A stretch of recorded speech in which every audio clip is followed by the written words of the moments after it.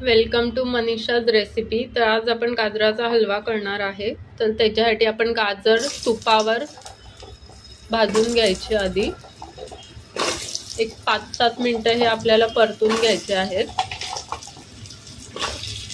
तर आता तुम्ही इकडे बघू शकता की गाजर आपण भाजल्यावर कलर किती छान आला आहे तुपावर। हे एक 5-7 मिनिटं आपल्याला परतून घ्यायचे आहे। तर आता आपण दूध टाकणार आहे। एक मोठा ग्लासभर दूध टाकायचं आहे आणि इथे मावा ऑप्शनल आहे किंवा तुम्ही पेढे वगैरे पण घालू शकता। इथे आपण पेढे घातले आहेत, हे ऑप्शनल आहे, तुम्हाला हवे असल्यास टाका। थोडंसं क्रीम घालायचं आहे आणि आता आपल्याला हे मिक्स करून घ्यायचं आहे। थोडंसं वेलची पूड घालायची आहे आणि 1 वाटी साखर घालायची आहे। आता आपण हे सर्व मिक्स करून घेऊया।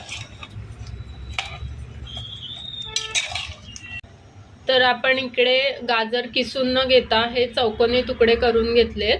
ही एकदम सोपी पद्धत आहे। आता झाकण लावून घेऊया आपण आणि याच्या आपल्याला 7-8 शिट्ट्या काढून घ्यायच्या आहेत। तर आता तुम्ही इथे बघू शकता की आपण गाजराचे तुकडे पूर्ण शिजवून स्मॅश करून घेतलेत व्यवस्थित। आता आपला गाजर हलवा रेडी आहे खाण्यासाठी। आता आपण स्मॅश करून सर्व करून घेऊया। तर आता आपला गाजर हलवा झटपट रेडी झाला आहे। हा हलवा जवळजवळ एक 15 मिनिटाच्या आत होतो। तर तुम्ही ही रेसिपी नक्कीच घरी ट्राय करून बघा आणि फीडबॅक नक्की कळवा की तुम्हाला ही रेसिपी कशी वाटली। थँक्यू।